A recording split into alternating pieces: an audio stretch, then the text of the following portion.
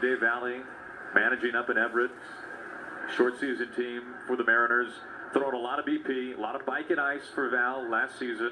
Val, what are you thinking? What would you hit right now on the concourse radar gun? Well, I can tell you one thing. I got all those 35-year-old guys beat if it's only 66 miles an hour. But if I had to go down there to do it tonight to try to break it, I'd probably need Tommy John surgery tomorrow.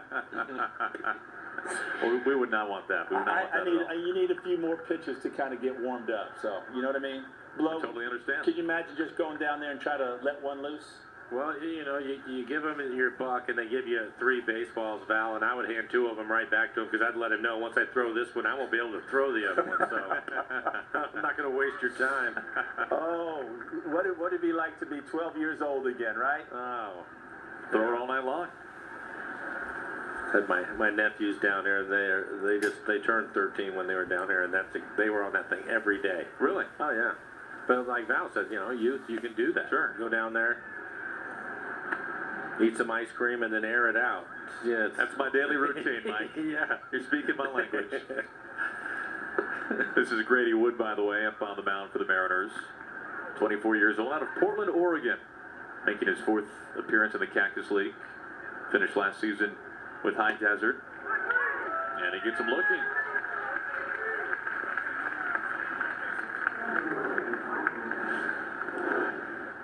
So if you don't want to dial up the radar gun, you can always take a couple of laps. Hopefully you don't pull a hammy. But Mike, we were talking about this the other day from a hitter's standpoint about what it's like when you work out all season long, you're in the cage, and then you come out here to spring training. How many days did it take for you, once you start seeing Major League pitching, they're throwing mid-90s coming at you, how long, even as a Major League hitter, how long did it take for your eyes to adjust to that? It would take a couple of weeks. I think the worst was when you first showed up, and it got to the point to where the first day in camp, pitchers are out there, because they've already been here for a week to 10 days, and you go in and it's live batting practice, and it looks like everybody's throwing 100, but I think that once you get the games going, at least you have a little bit of adrenaline from the games that you're playing in, so that helps. But it takes a couple of weeks to slow things down enough. Weeks? I think a couple of weeks, yeah. So the first thing is you're trying to just slow down that fastball to where 92 looks like 92 and not 102. And once you get to that, then you have to train your eyes to also pick up the breaking ball and the change up and all these other things that go along with it. I think it takes a couple of weeks, consistent play, to try to get to the point to where you're comfortable and you feel like you have a real good chance. Val, interested to get your standpoint on that too. How long did it take you when you came back to spring training to get your eyes adjusted? I never quite got my eyes adjusted. After 20 years playing, it was still a struggle. But those first couple of weeks, so the biggest thing for me was don't get hurt. Don't get jammed and get a bone bruise on your hand that's going to last that entire spring training.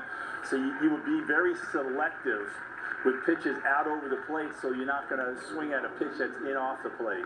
But Blow is absolutely right. Those first 2 weeks facing your own pitchers, they're trying to impress because they're trying to make the ball club the first week of spring training, and the ball it's very difficult to pick it up and really slow it down to where you can actually see the spin on the ball. Val, did your work behind home plate, catching, did that help you at all with your eyes adjusting? It really didn't. Once you're standing up there trying to pick that ball up right up at where the pitcher's releasing the ball, trying to make sure that it's in an area, it didn't really help me at all, even though I was back there catching those guys every single day. I would imagine, Val, that when you're back there catching them every day, and especially for you were so good at it, but you're so relaxed behind the plate, that then all of a sudden you're having to stand up there and recognize the pitch, and then swinging a bat is the object of it. They're two totally different things. The catching's a whole lot easier than hitting. There's no question about that. You get to the point when you're back behind the plate where you can feel like you could do it with your eyes closed and you're comfortable back there setting up. But then pitching, you're facing different pitchers every day. You're facing different movements from each of those pitchers. It's just not an easy thing to do. Val, when you think about what it was like behind home plate, Randy Johnson, now a Hall of Famer, what was it like catching him in his early days? You know, I've shared this from time to time. It was just a rough day at the office. You know, when he first came over to the Seattle Mariners, he was wild.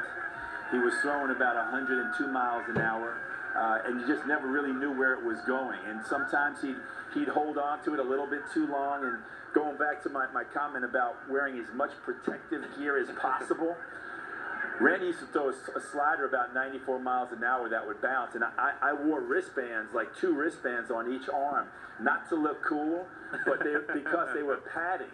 Because every once in a while, you'd get one of those 94-mile-an-hour sliders that would bounce in the dirt and hit the front of your hand on the wrist, and you know then you got to go up and hit, right? So I could barely hold on to the bat, so I wanted to have as much gear back there as possible. In spring training, you know, the guys who had to face Randy Johnson that first 2 weeks for BP, you know, your adrenaline is not there yet, and your adrenaline kind of helps slow things down once you're in a game situation. But when you're taking BP at 9 a.m. on the backfield and Randy's throwing 100 miles an hour, good luck. All over the place. Hey, Val, you know, one of the things that, with the one spring that I came down with the pitchers and catchers when I was learning how to catch, and I know you remember it, but I can just remember that first 3 or 4 days, and I felt like I was in great shape, but it would just kill my legs. For somebody that did it your entire life, when you show up to spring training, would you still get sore those first few days? Absolutely. You know, I remember working out all winter long, you know, doing squats and doing lunges and doing all the things that Pete Schmock, who did such a great job taking care of us and getting us ready. But there's nothing quite like simulating the actual squatting position for, you know, those first 3 days. As you remember, Blow, we're squatting back there for 45 to 60 minutes at a time, and you're not really getting a break. It's one pitcher to the next pitcher to the next pitcher. So after an hour of squatting, your legs feel like lead, and they say, "Oh, would you like to take some swings now?" I say it all the time. In between you guys getting beat up, Val, but also the sitting back there all the time.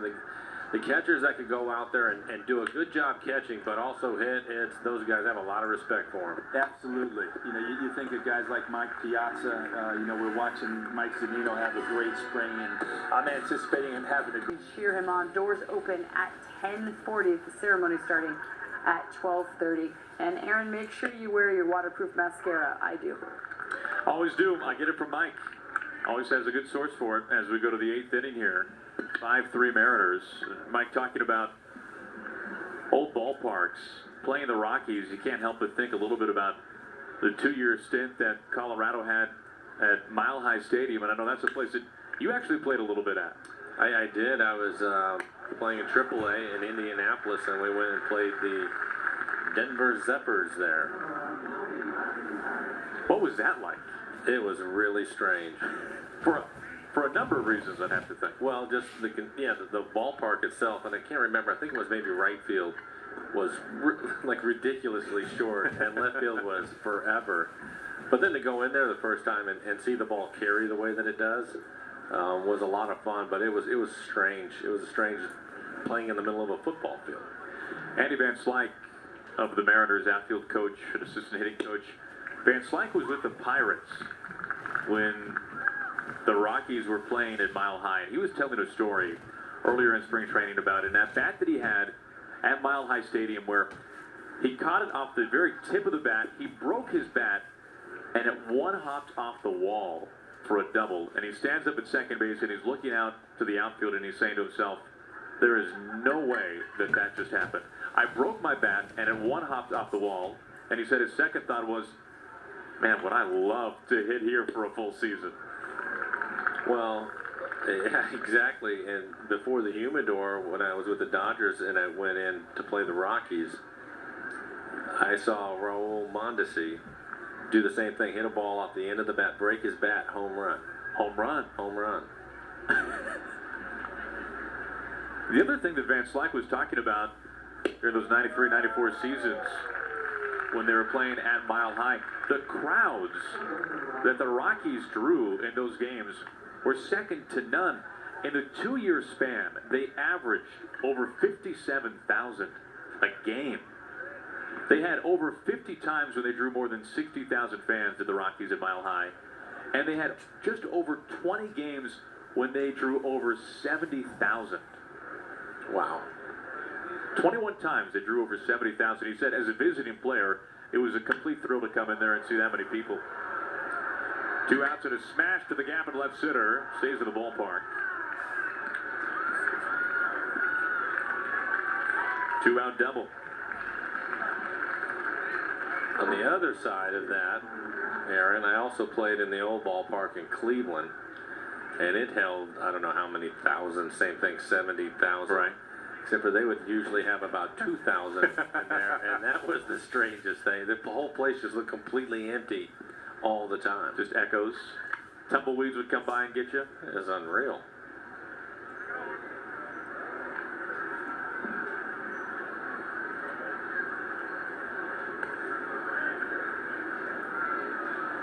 This is Descalso, the former Cardinal.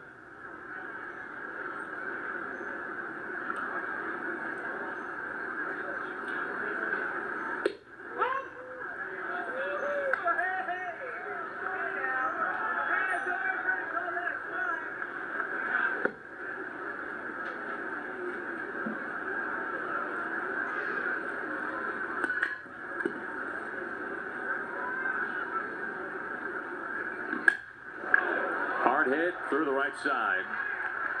This will score a run. Descalso puts on the brakes at first base, and the Rockies are within 1. It's 5-4. MLB.TV Premium, the #1 live streaming sports service, is celebrating 13 years. Watch every out-of-market game live or on demand in true HD on over 400 devices. Real-time highlights, live look-ins, pitch tracking, and more. Every night on every device. Blackout and other restrictions apply. Visit MLB.TV for details. Aaron Goldsmith, Mike Flowers, glad to have you with us here tonight from the Peoria Sports Complex. Final Cactus League game will be tomorrow in Scottsdale at noon against the Rockies. So this is one of the very final tune-ups of the spring before the home opener on Monday. Felix will be up on the mound. Cannot wait for that one against the Angels. Jared Weaver, the opening day starter, as you might imagine, for Anaheim. Willie Rosario is 4th at bat.